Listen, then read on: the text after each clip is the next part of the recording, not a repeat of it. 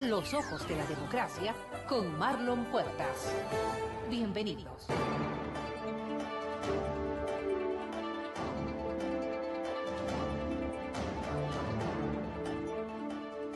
Estimados amigos, bienvenidos a una edición especial de jueves de nuestro programa Focus en Democracia. Hoy estamos 5 de octubre de 2017 y desde los estudios de la Radio Democracia en la capital de la República transmitimos en vivo a través de la Radio Democracia y también por el canal en YouTube Democracia TVS. Estamos hoy día con una invitada, la asambleísta Anita Galarza del Movimiento Creo de la provincia de Tungurahua.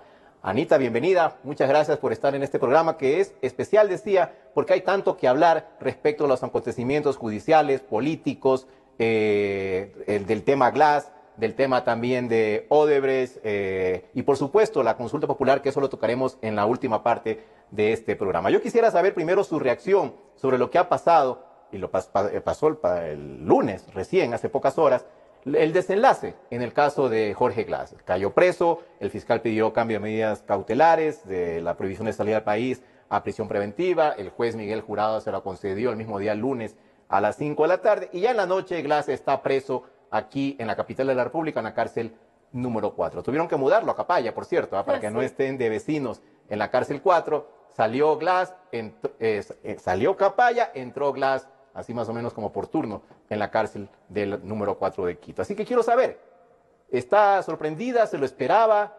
¿Es esto el primer paso? ¿Qué más viene después? Bienvenida, asambleísta. Muchas gracias por la invitación, Marlon. Un saludo muy afectuoso para todos quienes nos están acompañando en este diálogo, donde lo único que nos interesa es que ustedes conozcan la verdad. Nosotros no estamos en un estado de propaganda, sino persiguiendo no personas, sino causas justas. Y justamente celebro el hecho de que Jorge Glass esté tras las rejas, no porque disfrute la desgracia ajena, sino porque yo considero que ya no puede seguir reinando la impunidad y porque además, y algo muy fundamental, es que el tiempo nos ha entregado la razón. Jorge Glass nos tildó, por ejemplo, y voy a hablar a título personal, de histéricas por fiscalizarlo, cuando fiscalizar es un mandato constitucional para los asambleístas. Ha perseguido a periodistas, se ha sentido él ofendido y no tendría él por qué ofenderse, sino el pueblo ecuatoriano. Imagínense, tenemos un vicepresidente en funciones, que no tiene funciones y que pide vacaciones para irse a Cana, no Punta Cana, sino la cárcel, y que además se viola el estado de igualdad que garantiza la Constitución. ¿Por qué Jorge Glass tiene derecho a tener guardaespaldas en la cárcel número 4? Claro, ahí están los perseguidos del 30S. Seguramente no les tendrá mucha gracia tenerle al segundo a bordo de la mafia correísta. Y bueno, me siento satisfecha porque considero que el trabajo que hemos hecho está dando resultados, no ha sido un trabajo infructuoso. Muchas veces podíamos haber desmayado en nuestra lucha, pero yo considero que estas muestras que está dando la justicia de actuar, no porque les guste, sino porque es insostenible y porque les toca y porque ya no es esa asamblea totalmente sumisa, es lo que nos da luces de que sí podemos un poco romper esta corrupción, porque yo no puedo garantizar que la corrupción se termine en el momento en que empecemos a fiscalizar, pero al menos vamos a evitar a que nos sigan robando de una manera descarada y en nuestra cara. Ya no es una impunidad 100%, al menos. Se respira como que ha disminuido ese porcentaje. Pero quiero preguntarle específicamente el papel del fiscal Vaca Mancheno, y usted ya lo adelantó. ¿Esto lo hace presionado porque no tuvo otra salida o porque ya se independizó del tutelaje del correísmo? Recordemos el origen de su nombramiento, ¿no? Rafael Correa dijo que era un lujo de contralor, prácticamente lo apadrinó y lo dejó como herencia de fiscal al presidente Lenín Moreno. ¿Qué papel tiene Vaca Mancheno? ¿Ya quiere zafarse de ese tutelaje? Yo creo que toda la ciudadanía se ha podido dar cuenta que yo he presionado mucho al fiscal general del Estado, no para que actúe como yo considere, sino para que actúe en derecho. Él, si bien es cierto y tiene todo el derecho de ser militante de Alianza País, él, al ser fiscal general del Estado, tiene que tener absoluta independencia de cualquier ideología o movimiento político. Él incluso asiste a reuniones del Buró de Alianza País, nadie se lo impide, pero eso sí nos deja serias sospechas de que pueda o no pueda actuar bien. Pero al verse tan presionado, y a eso un poco yo sí me lo atribuyo, porque yo incluso asistí a la audiencia de testimonio anticipado de Alfredo Alcíbar, no para ver lo que iba a decir la mano derecha del tío de Jorge Glass, porque considero que eso el pueblo ecuatoriano un poco ya lo conocía, sino por ver la actuación de Vaca Mancheno. Me sorprendió. Actuó en derecho e incluso las preguntas que él formuló como fiscal general del Estado fueron las mismas que incriminaron a Jorge Glass y que permitieron que los indicios pasen a ser elementos de convicción y también que les lleve a tomar la decisión de pedirle al juez jurado que autorice el cambio de medidas cautelares, que ya no tenga solamente prohibición de salida del país, sino también prisión preventiva. Luego vino la delación de José Santos también a medio camino, ¿no? O sea, los pasos fueron acelerados al final. Y finalmente el procurador Diego García decidió salir de las sombras y hacer pública también una acusación particular, a última hora, ¿no? Pero más vale tarde que nunca. Esto también sumó, asambleísta. Yo considero que sí es importante la acusación particular planteada por el doctor Diego García. Él brillaba por su ausencia. Existían representantes de la Procuraduría en todas las instancias judiciales que se estaban llevando a cabo, no solo en el caso de Odebrecht, sino en el de Caminosca, y a mí me consta, porque a mí me llamaron a dar mi versión libre, voluntaria y sin juramento, y ahí estuvo una representante de Procuraduría diciendo que viene en representación de la víctima. La víctima puede presentar una acusación particular, y hasta hace poco no se había presentado ningún tipo de acusación particular. En ningún caso. En ningún caso. Y sobre todo en el de Odebrecht, que claro que no es el único caso, no es la punta del ovillo, la punta del iceberg. Hay muchos casos más de corrupción que no tenemos que descuidarnos. Por eso yo le exigí, y creo que es de conocimiento público, asistí a la Procuraduría General del Estado de una manera oficial en mi calidad no solo de ciudadana, sino de asambleísta, a exigirle que presente ya la acusación particular para todos los vinculados en el caso de corrupción de Odebrecht, no especialmente a Jorge Glass, sino a todos los que han afectado al Estado, o caso contrario se aplicaría el artículo 131 de la Constitución de la República del Ecuador, en el cual tendría que ser censurado y destituido por incumplimiento de sus funciones, porque tenemos que recordarle a la ciudadanía, el Procurador General del Estado es campeón en perder procesos y que el Estado ecuatoriano pierda plata, pero de una manera desmesurada. Y efectivamente ya en este momento es el Estado ecuatoriano acusando a Jorge David Glass Espinel, no al vicepresidente, sino a Jorge David Glass Espinel, sobrino de este señor Rivera, que por alajito Odebrecht le regalaba plata, que por alajito Tomislav Topic y Telconet le regalaba plata. Nadie se cree ese cuento. Y lo acusa en calidad de autor.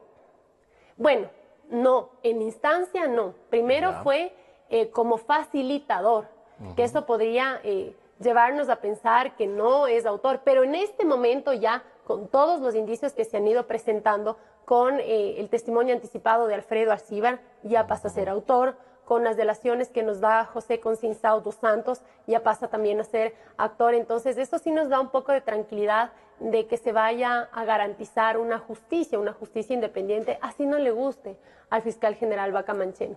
Y así no le gusta al expresidente Correa, que anoche habló en la cadena CNN, y me sorprendió ciertas cosas que dijo, como que recién ahora no hay libertad de expresión en el Ecuador, ahora la justicia está presionada, la justicia no es independiente, en fin, y bueno, volvió a poner sus dos manos, y si le preguntaba al periodista ponía hasta los pies en el fuego por Jorge Glass.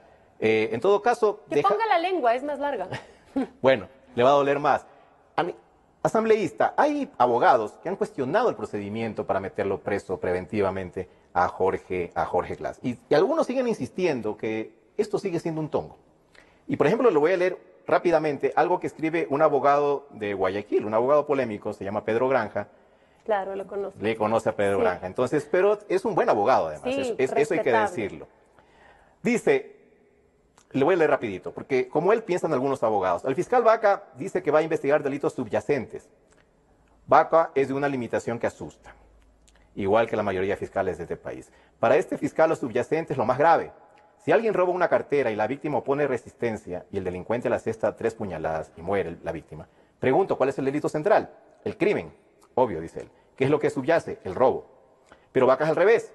Primero acusa por asociación ilícita, el delito menos grave, y luego, cuando ya se ha cerrado la instrucción fiscal y no se pueden reformular cargos, va a empezar a investigar el peculado, el cohecho, la concusión. Todo es un tongo. Todo para favorecer a Glass. ¿Cabía dictar prisión preventiva contra Jorge Glass? No, Glass viene siendo acusado a título de cómplice por el delito de asociación ilícita que se sanciona con una pena máxima de 2 años. Supongamos que lo condenan a 1 año, que es lo más probable. Resulta que debería pagar solo 1/3 de la pena, que es lo que corresponde por su grado de participación. Es decir, tendría que cumplir 4 meses en prisión. Por consiguiente, dice Granja, no se justificaba dictar una medida cautelar que se supone es de última ratio porque la pena es mínima y el peligro de fuga muy leve. ¿Jorge Glass puede apelar de esta medida cautelar? Por supuesto. Tendrían razón, tiene razón en apelar la prisión preventiva, que además ya lo hizo, y mañana se da la audiencia en la Corte Nacional para ver si se le cambia nuevamente la medida cautelar. Tendrían razón, dice, hay abogados que dicen que no puede apelar, pero tendrían razón siempre y cuando haya sido llamado a juicio, lo que no es el caso. Bueno, él pone ahí el artículo 653 del COI para sustentar su reflexión y dice, ¿qué pasará con Glass? Glass ya está en la cárcel 4, que es un hotel de lujo para delincuentes. Trasladaron a Capaya a la Tacunga, pasándose por alto el acuerdo de cooperación que claramente llegaron con Carlos Pareja Llanucel. Si Rivera es condenado a 2 años por asociación ilícita, a Glass le darían 8 meses de cárcel, las que no cumplirá porque este delito es susceptible de pedir una cosa, suspensión condicional de la pena. Sí. Y en ese escenario, el tipo sale libre. Todo esto es un show. ¿Qué le parece? Esa es una posibilidad, Marlon, y esa es una posibilidad que yo le había manifestado a la ciudadanía, pero yo considero que ya en este punto, ustedes como ciudadanos, entréguennos su confianza a nosotros. Considero que hemos logrado mucho. Y yo no podría decirme que siento 100% satisfacción, porque Jorge Glass no es el único. Jorge Glass tiene un jefe que habla como loco en un ático en Bélgica, y él es el siguiente. Y el delito como tal calificado hasta ahora, asociación ilícita. Y con el verbo rector de facilitador, que eso sí nos lleva a pensar que sería en la figura de complicidad, que tiene 1/3 de la pena, y tal cual como lo explicó Pedro, que es un abogado que yo respeto mucho, como tantos otros juristas, es un poco, sí, un escenario negativo. La peor cosa que nos podría pasar es que esto quede en la impunidad y que quizás ellos hubiesen querido eso, hubiesen querido que la gente se olvide lo que pasa con Glass, que Vaca Mancheno siga siendo cheerleader de la Revolución Ciudadana, pero eso nosotros no lo vamos a permitir, ¿sí? Y a diferencia de Correa, que él cada vez que mete las manos al fuego por alguien, que es lo que pasó con Pedro Delgado, que es lo que pasó con Alexei Mosquera, o terminan fugados o en la cárcel, Dios mío, que ese señor nunca meta las manos al fuego por mí, porque eso es un mal presagio. Yo sí pongo mi nombre y les doy mi palabra que durante 4 años no va a haber descanso para todos estos corruptos. Aquí no nos han llamado toda esta semana a la Asamblea Nacional. Yo sigo trabajando porque la gente que le roba al país no dice, bueno, es feriado, no robemos. Qué raro, ¿no? Es ese receso que se ha tomado la Asamblea en cuanto a reuniones de comisiones y del Pleno. No quieren tocar este tema, es muy incómodo porque saben que la fuerza de los hechos nos ha dado la razón. Esas tildadas, las histéricas, que de locas lo acusamos, de casos de corrupción. No es así, señor vicepresidente. Existían los indicios suficientes. Y por eso es que nosotros hemos estado en pie de lucha. 8 de cada 10 ecuatorianos consideran que Jorge Glass es culpable. Pero ¿qué es lo que pasa con el presidente Lenín Moreno? ¿Le quita sus funciones? Bueno, muy bien, eso está dentro de su competencia. Pero nos pone a una vicepresidenta 100% correísta, una vicepresidenta, María Alejandra Vicuña, que bueno, que ya no le gusten los ovejunos, ahora les gustan las vicuñas, pero ella estaba, por ejemplo, de acuerdo con la reelección indefinida. ¿Votó a favor, sí? Votó a favor. Y era una ardua defensora. Claro, de esa reelección. Y ventila informaciones íntimas o privadas, mejor dicho, de Marta Roldós. O sea, no podríamos decir que pasamos de Guatemala a Guatepeor, porque no hay nadie peor que Jorge Glass, a excepción que no sea Rafael Correa. Pero yo hubiese pensado ya que estaba mostrando una cierta figura de cambio el presidente Lenín Moreno, que nos iba a poner al menos una vicepresidenta temporal algo más alineada a lo que está buscando el Ecuador, no a una correísta acérrima, amiga de la Gaby. O sea... Bueno, sí, es libre de tener sus amistades, la señora vicepresidenta encargada. Dime con quién andas y te diré quién es. ¿No le gusta entonces ese nombramiento? No, a mí no me gusta ese nombramiento y no solo a mí. Usted entre o converse con la gente y va a darse cuenta qué es lo que está opinando. O sea, teníamos esperanzas de que al menos mientras Jorge Glass se encuentre en la cárcel, ojalá sea muchos años para que no quede todo en la impunidad, tengamos a alguien distinto, ¿no? Que Y se si separe mañana, de la línea correísta. Anita, y si mañana el juez Miguel Jurado de la Corte Nacional de Justicia cambia la medida de prisión preventiva, que es lo que se ha solicitado, la Sí. revoca y Glass sale libre. Él no tiene la competencia para revocar porque sería más o menos como juez y parte. Eso tiene que hacerlo un tribunal aparte, un tribunal de otros jueces, pero no lo van a hacer. Tenga la seguridad que no lo van a hacer. Jorge Glass va a seguir ahí con sus guardaespaldas porque obviamente él solo no tiene cómo defenderse. Es decir, hay tal presión y tal atención del país en este caso que usted cree que ya en este momento no es reversible esta medida de prisión y que Glass tendrá que pagar algo, una pena que todavía no sabemos por qué va a ser, pero de eso no se va a librar. Sí, no vamos a permitir que sea una pena irrisoria. O sea, no vamos a permitir que a Jorge Glass se le juzgue por asociación ilícita y con el verbo rector de facilitador. No lo vamos a permitir que se lo juzgue por, voy a exagerar, mal parqueo. No. Y tiene que cumplir pena por delitos contra la administración del Estado. Tiene que hacerlo. Porque de caso contrario, eso también permitiría que sí, sea una impunidad rampante, no sea un ejemplo que les lleve a pensar a sus amigos coidearios que disfrutan mucho de la corrupción, decir, hey, mira, Jorge Glass siendo todo el Jorge Glass, el segundo a bordo de la mafia correísta está en la cárcel, nosotros no topemos un centavo. Pero si ven que queda en la impunidad, no hay nada ejemplarizador. Así que nosotros no vamos a descansar. Y yo quiero aclarar algo, y voy a ser muy categórica en ello. Yo no persigo a Jorge Glass por ser Jorge Glass. Yo al hombre ni lo conozco. No lo he tratado. Me parece que él se dibuja como un santo al cual hay que rezarle, porque cada vez que le rezan a Jorge Glass les cae 13 millones de dólares del cielo de Odebrecht. Qué suerte que tiene el tío del hombre. Nosotros no perseguimos personas, nosotros perseguimos acciones que le han hecho daño al país. Hemos sido de cierta forma atacados, difamados, calumniados. No me importa, no me importa. Yo puedo perseguir a corruptos porque no habrá nada ni nadie que pueda tacharnos a nosotros. Estamos del lado correcto de la historia y también incluyo a usted, Marlon, porque comunicarle a la ciudadanía la realidad es parte fundamental para poder lograr nuestros objetivos.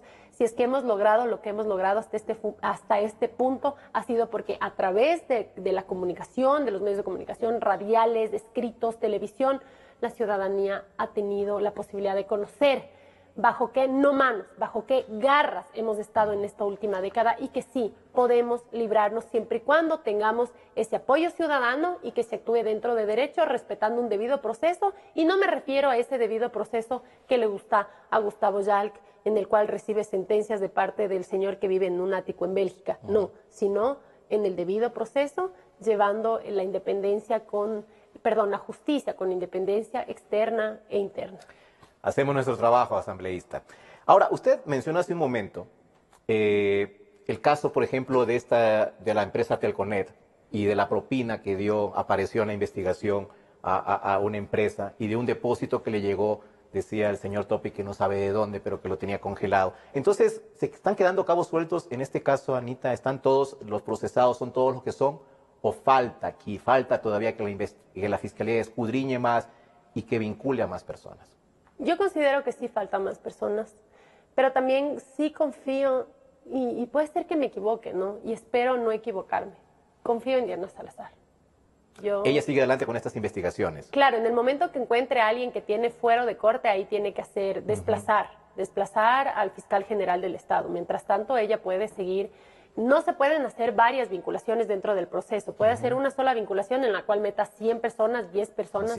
Yo sí considero que hay más involucrados en estos casos de corrupción y yo me encuentro pendiente. Yo sí voy a asistir en medida de mis posibilidades, siempre y cuando no choque con mis actividades de asambleísta a todas las audiencias, para ver la actuación del fiscal, para ver la actuación del juez.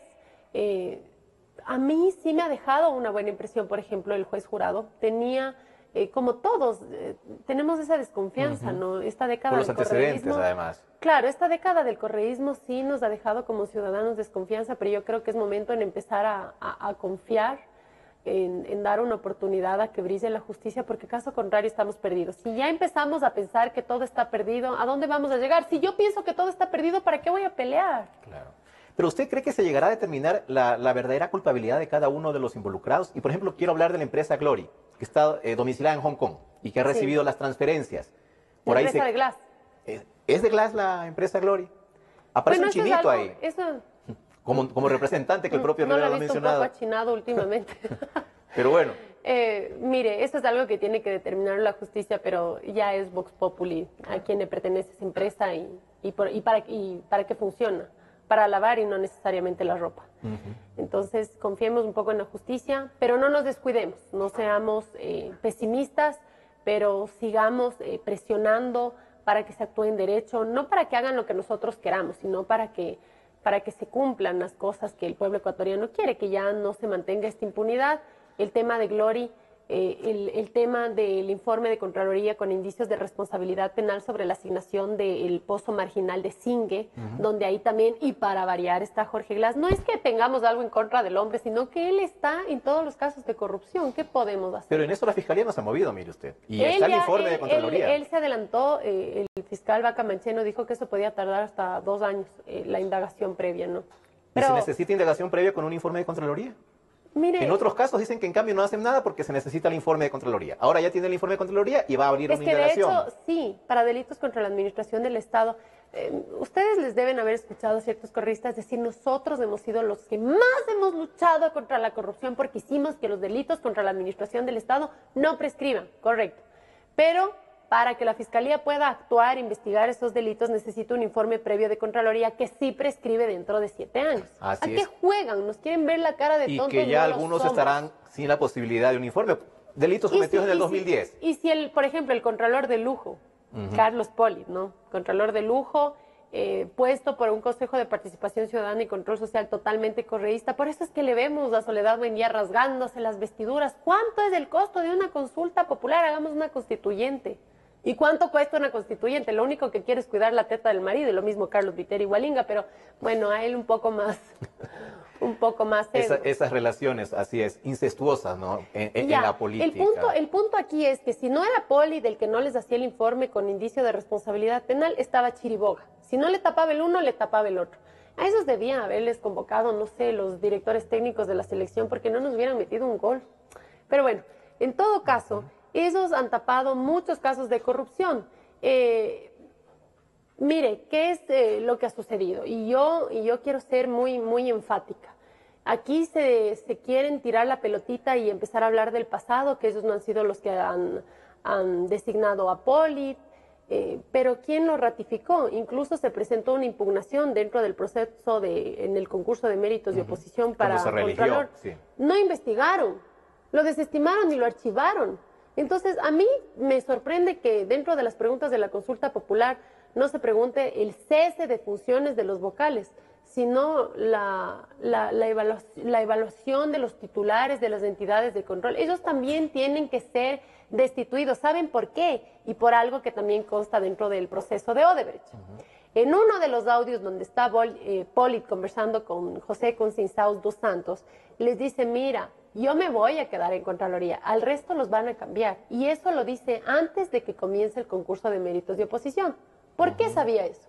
Porque ya estaba todo amarrado. Tiene una certeza. Tenía la absoluta. certeza. Siempre hablan de la troncha, la componenda, la repartición. En el pasado el Congreso designaban a dedo. Pero ahora es un solo movimiento el que se sienta y busca quiénes son sus contralores, sus procuradores, sus presidentes de la judicatura, etcétera, de lujo. ¿Y quiénes son ellos? Los que les tapan todos los goles. Ahora dice la señora Raquel González, que es la presidenta del Consejo de Participación, que la culpa es de los medios.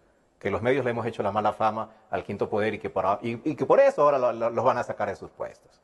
Ya tiene culpable a quien Los medios han señalar. comunicado lo ineptos que son, que es distinto. Y nosotros no podemos permitirnos tener funcionarios ineptos. Este es un país que ha perdido mucho dinero por esa clase de gente. Ojalá esté viendo esto la señora Raquel González y que así empiece a hacer medio bien su trabajo.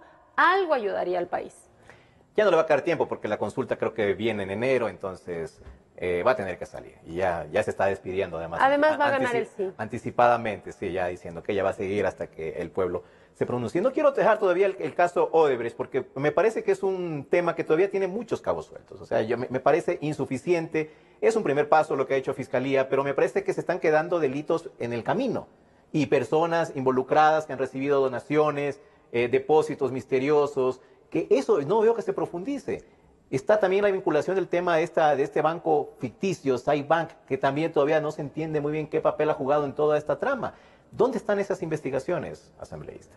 Ay, hay tantos indicios, tantas personas. ¿Se acuerdan incluso que Odebrecht le hizo un homenaje a Lenín Moreno?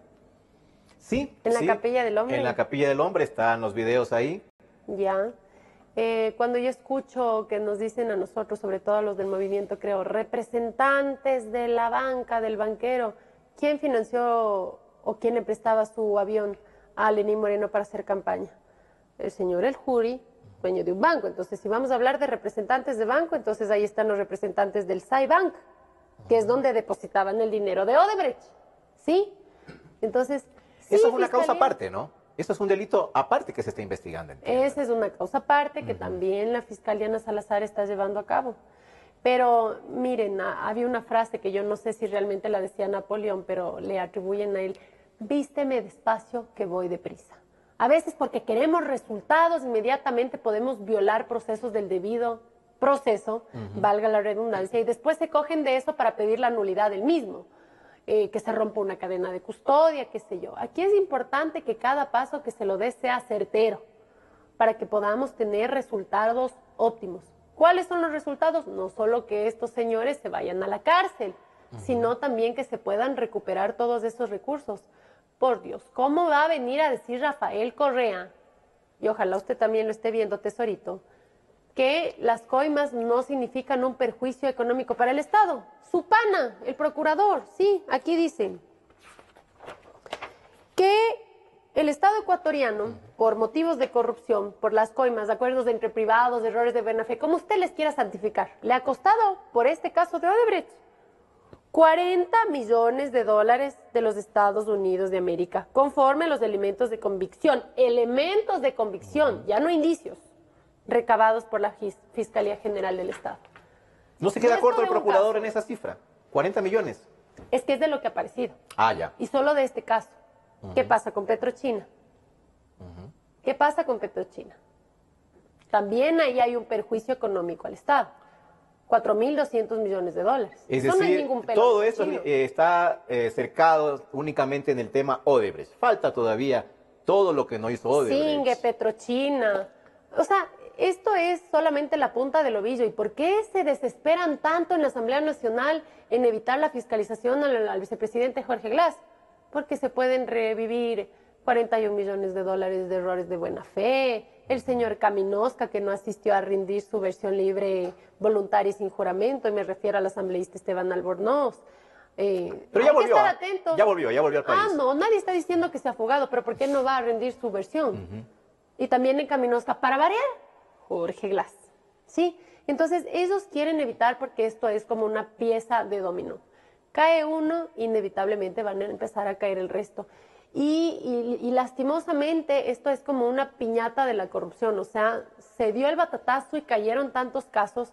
Yo ahorita me encuentro con el caso, por ejemplo, incluso del prefecto de Manabí. ¿Qué hace un servidor público con contratos por $50 millones con el Estado cuando eso es explícitamente prohibido? Y vienen a decir que Procuraduría General del Estado les ha autorizado. ¿Con qué agua se bañan? ¿Qué corona tienen? Aquí la ley es para todos. Y eso es censura, destitución para él y para su hijo, que en este momento es asambleísta por Manabí. Y que él era el que le rentaba la suite en el Swiss Hotel Apolis. Miren cómo todo se entrelaza. Claro, el Contralor nunca le hizo un informe con indicios de responsabilidad penal al prefecto de Manabí, porque incluso el prefecto, al ser tan amigo, le condecora. Claro, ¿cómo no le va a condecorar si no le saca los cueros al sol? Pero ya está de amigo también el prefecto Manabí con el presidente Lenín Moreno. Lo vimos el día sábado en Montecristi, aplaudiéndolo en el buen discurso que dio Lenín Moreno. Miren, yo veo aquí muchos bailarines. Aquí están muchos bailarines diciendo, a ver, tenemos a esta persona que está en Bélgica, pero tenemos a esta persona que está en el poder. Y ahí es donde existe esta escisión, esta ruptura del bloque de Alianza País. ¿Quieren aparentar que están unidos? No, no están unidos. No están unidos. Por eso no hemos tenido nada en esta semana en la Asamblea Nacional. Los pronunciamientos de José Serrano le alteran a Soledad Buendía. Bueno, a Soledad Buendía, ella no tiene buenos días, ella se altera por cualquier cosa. Pero evidentemente ya no van a tener mayoría. Y ahora sí van a tener que escuchar a la oposición, porque claro, nosotros también representamos un sector muy importante del Ecuador y no pueden decir ganen las elecciones, ganen las elecciones.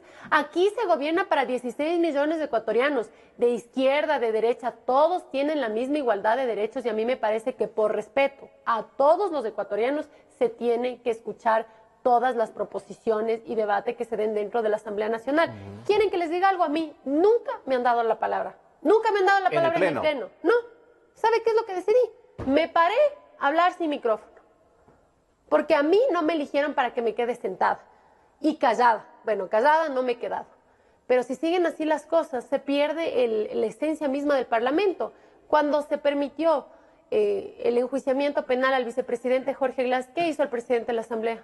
No hubo debate. No hubo. Pero me imagino que ahora que ya está cambiado, le dará la palabra a José Serrano. Ojalá. Porque mire que ya también se unió al pedido de renuncia al vicepresidente, que lo hizo el sábado. Entonces como que ya está del otro lado, ¿no? Le pide la renuncia, que eso es algo que debía haber hecho Jorge Glass, que tuviese algo de esencia, que no lo tiene, no conoce, solo sabe su significado, quizás si lo ha leído en el diccionario o en el Rincón del Vago, que es un sitio que le gusta frecuentar bastante. Pero él no merece solo la renuncia. Él merece un juicio político con censura, destitución y muerte política. Eso es lo que merece Jorge Glass. Porque claro, con una reelección indefinida, imagínense, Jorge Glass de vicepresidente durante 30 años. Si la gente no ha votado por él es como la Moncaiba de KFC, él nos llega casi por carambola. Y no podemos permitirnos tener ese lujo de vicepresidente. Y él siempre dice, bueno, yo he sido ratificado en las urnas. Si es que la gente hubiese votado por él, Rafael Correa hubiese preferido 1000 veces ubicarle a Jorge Glass como candidato a la presidencia. Porque él sabe bien el modus operandi. Pero como la gente, bueno, quizás su madre, no sé si su padre, pero la esposa, más de ahí no sé cuántos votos más podría lograr, no votaba por él, le ubican a Lenín Moreno. Ahora sale a decir Rafael Correa que es un mediocre, que es un desleal, que siempre supo que era de centro derecha. Entonces, ¿por qué lo candidatizó a la presidencia? ¿Por qué lo apoyó a la presidencia si supo, según él, que Lenín Moreno era un paquete?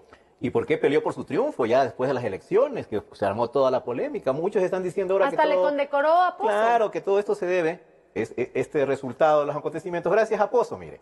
Lo que es la vida, Pozo. ¿no? Pozo, te agradecemos. Ya no te decimos Pozo tramposo directo al calabozo. No, una no. broma nada más. En este punto yo creo que Rafael Correa está a 0,5 de salir a contar el fraude.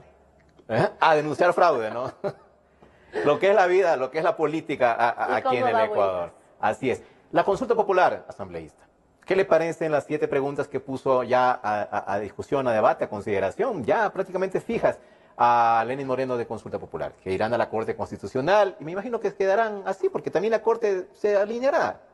Esperemos supongo. Que se alinee porque la Corte es correísta, ¿no? Ajá. Claro, la Corte Pero es responde al signo correísta de y los por tiempos. eso permitió las enmiendas aprobadas en diciembre del 2015. Bueno, al igual que la solicitud formal que yo le presenté al Procurador General del Estado para que presente acusación previa y tuvimos resultados, sorprendentemente, igual de manera formal yo le presenté una pregunta al presidente Lenín Moreno y es la primera pregunta. Esa pregunta es presentada por usted. Así es. Bueno, yo en realidad no quería solo muerte política, sino quería muerte civil, porque es un poco más ejemplarizador, pierde todos sus derechos de ciudadanía. ¿Y quién va a querer pasar a ser nadie por pinchar un centavo? No es del valor, sino es la acción, pero algo es algo. Y veamos en qué sentido se pronuncia la Corte Constitucional y después la ciudadanía. Yo creo que al ser ecuatorianos honestos vamos a votar a favor de que la corrupción no quede en la impunidad. El resto de preguntas están bien, no me parece que no haya preguntado el cese de funciones de los titulares de las entidades de control, sino de que todos, fiscal, sí, de todos, contralor, fueron procurador. designados por un Consejo de Participación Ciudadana tapa. Por Dios, todas las ollas se quedaron sin tapas y les pusieron de vocales ahí en ese Consejo de Participación. Esa pregunta a mí no me parece. ¿Y dónde está al menos una reforma a la ley de comunicación? Por Dios, es una ley que hasta el mismo presidente Lenín Moreno sabe que es una ley mordaza y que es importante que la ciudadanía esté informada. Gracias, y nuevamente digo, a los medios de comunicación que nos han permitido expresarnos y decirles cuál es la verdadera realidad, es que hemos podido lograr lo que hemos llegado a lograr hasta este momento. Tal vez Moreno no planteó la pregunta con el cese inmediato, por el caos que podría derivar de quedarnos sin cabezas en las principales funciones del Estado. Entonces, parece que quiere hacer un proceso ordenado, aparentemente. Esperemos. Y guiado además por él, porque él va a poner el Consejo Transitorio. Él lo mangas. Eso no lo sabemos. Parece que usted tiene información que no es pública respecto al verdadero poder en Carondelet. Pero ahí está tomando la sartén por el mango y también asumiendo una responsabilidad Lenín Moreno.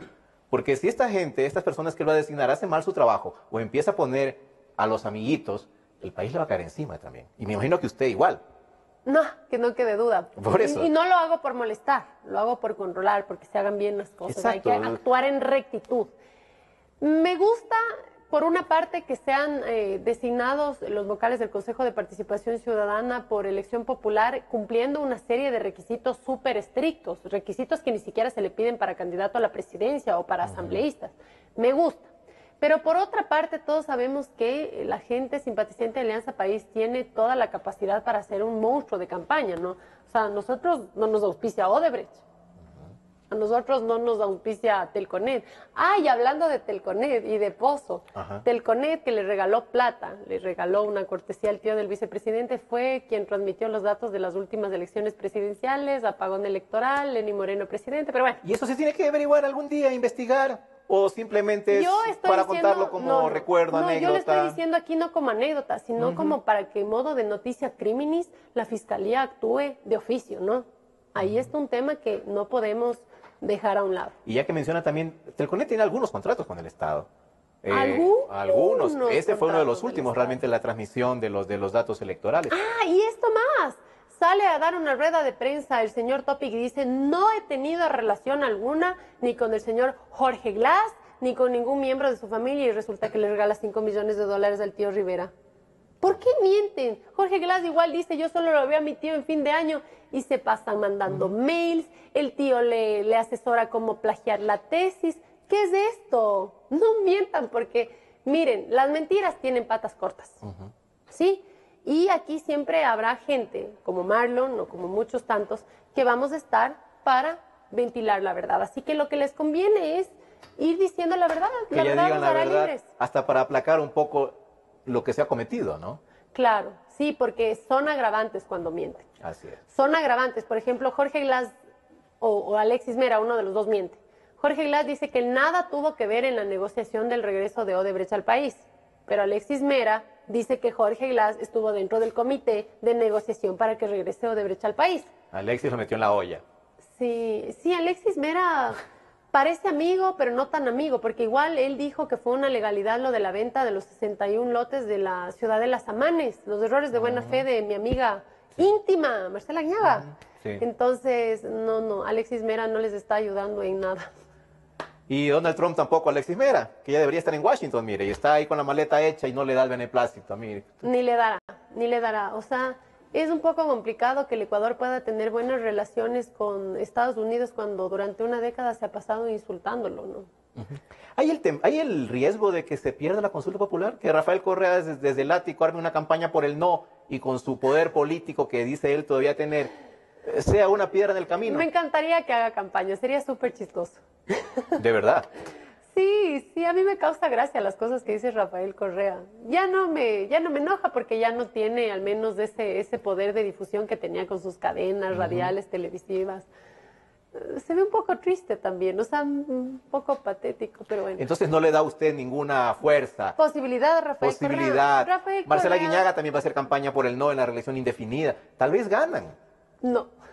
¿Usted cree que no? No, yo creo que no. O sea, hay un porcentaje muy chiquito del Ecuador que no es que les cree, o sea, saben que han robado, pero dicen han robado, pero al menos han hecho obras. Pero es chiquito ese porcentaje. El Ecuador sí está compuesto de gente honesta y la gente honesta no puede apoyar a Rafael Correa con todos los indicios. La gente honesta no puede apoyar a Marcela Guiñaga, alias 41 millones de errores de buena fe. Y a otros nombres más que no nos va a alcanzar el programa para seguir nombrando. Yo pienso que sí va a ganar la consulta popular. Guillermo Lasso también ha dicho que lo va a apoyar. Claro que lo va a apoyar porque fue una propuesta del movimiento, creo. Y no quiero decir que con eso Lenín Moreno esté siguiendo la agenda de la derecha y ya saldrá Pavel a decir el rampante neoliberalismo y esas frases tan acartonadas que tiene. No, el pueblo es el mandante y al pueblo hay que preguntarle. Así de simple. ¿No es un golpe de Estado? Ayer lo denunció en CNN Correa. Comerse así a la principal función del Estado, que ahora es el Consejo de Participación, porque ahí nacen los principales nombramientos, es un golpe de Estado. De golpe de Estado sabe muy bien Rafael Correa porque él era forajido. Él sabe muy bien, y si no, pregúntenle a Lucio Gutiérrez. No, no es un golpe de Estado, es preguntarle a la ciudadanía. Que él quiera pintarlo como algo terrible, pues él pinta las cosas a su conveniencia. Él hablaba muy mal del entrevistador de CNN, hablaba muy mal de CNN y ayer estuvo promocionando su entrevista en ese canal. ¿Sí o no, Marlon? Sí, claro, y quienes sí. le seguimos, bueno, a mí me bloqueó y no entiendo por qué. Pero quienes le seguimos cae en muy bien. Twitter sabemos el doble discurso y la doble actuación que tiene Rafael Correa. Así que, bueno, y también le cuento, no vi la entrevista. No vi la entrevista, me parece muy inmaduro. El hecho de que no tenga personalidad propia, no. Venezuela tiene constituyente, Ecuador también constituyente. O sea, todo le tiene que copiar a Venezuela y Venezuela está en las últimas condiciones. Lamentando mucho por nuestros hermanos venezolanos, que incluso han tenido muchos que venir y trabajar acá, profesionales, vendiendo sus donitas, sus heladitos. O sea, yo evito escucharle. Y yo pienso que para descolonizar al país también, Marlon, dejemos de hablar del hombre. Él ya es parte del pasado. Chao, bye bye. Es más, si ya no hay reelección indefinida, adiós. Pero lo que sí hay que pedirle es que regrese al país porque no sabemos si nos van a permitir que vaya a la cárcel en Bélgica o en el Ecuador. Sí tiene que ser parte del debido proceso. Hay que repatriar los recursos que se fueron con malas prácticas. Esa plata hay que recuperarla. Por supuesto, Asambleísta. ley de extinción de el asunto dominio. es cómo. ¿Cómo se trae la plata de Hong Kong? Si ya se congelaron los fondos que tiene las cuentas de la compañía Glory. Ley de extinción de dominio. Bueno, la ley de extinción de dominio básicamente consiste en que todos los bienes adquiridos de una manera ilícita tienen que ser recuperados para el Estado. Y es importante que sí se traigan todos esos millones de dólares que no están en el Ecuador, porque aquí no los podrían justificar y por eso justamente es que estamos en crisis económica. Tuvimos 300.000 millones de dólares, a pesar de eso tenemos casi 60.000 millones de dólares en deuda. ¿Por qué? Porque sacaron esa plata del país. Entonces se disminuyó el circulante, la gente perdió esa capacidad de adquisición y por eso es que no hay empleos. Y sí, es importante que ese dinero que se lo robaron se lo vuelva a inyectar a la economía y también generando leyes que estimulen también la inversión lícita del extranjero, que no ahuyente la inversión. Imagínense, ¿quién va a querer invertir en un país donde un vicepresidente en funciones está en la cárcel y no le da la gana de renunciar? ¿A qué inversor le va a dar confianza invertir en un país que vive en esta tragicomedia? El problema es que aquí en Ecuador no se investigan los casos, los delitos de testaferrismo. Esa es una palabra que aquí casi no se la menciona. Pero en cambio los bienes siempre aparecen a nombres de personas no muy conocidas. Y todo el mundo es inocente porque yo no tengo nada. Hay divorcios, en mi cuenta testamentos. Exacto, en mi cuenta tengo $8.000. Ya, y ahí 2.000 está. dijo. O 2.000 ya se las ha Hagamos gastado. vaca para que pague Y los la millones. El Claro. testaferrismo, ¿cuándo la fiscalía va a empezar Claro, en son serio a figuras de investigar de el destino de la plata? Es que ya tiene que hacerlo. Y esperemos, Marlon, que así lo esté haciendo. Si no lo hacen igual, con el debido documento, en investidura que tenemos como asambleístas, igual desde la sociedad civil. Es el mandante, puede pedir lo que quiera. El pueblo puede pedir lo que quiera. Y si así lo decide, acude a la fiscalía y pide que tome acciones con respecto a ciertas personas. Nosotros conocemos a gente, o yo no puedo decir que conozco algún testaferro, pero si usted conoce algún testaferro, usted puede ir a la fiscalía y pedir que se lo investigue. Y por eso también necesitamos dentro de la legislación que se proteja a quienes acusen, a quienes denuncien. Porque claro, ¿qué es lo que a la gente le genera pensar ir a la fiscalía a denunciar un testaferro? Que les declaren la Villavicencio denuncia. y Jiménez le declaran maliciosa y temeraria a los la denuncia denunciantes. y van a parar al tarro los perseguidos. denunciantes. Claro, entonces Eso ha es que pasado. eso fue lo que ellos quisieron. Quisieron sentar un precedente. Cuidado y denuncias que estoy robándole al país porque te meto a la cárcel. Cuando debería ser al revés. Y en este mismo programa, cuando dije pájaros disparando a las escopetas y utilizado para unos muy buenos videos. Oigan, los revolucionarios tienen unos equipos de edición buenazos. Pero sí, los pájaros disparando a las escopetas.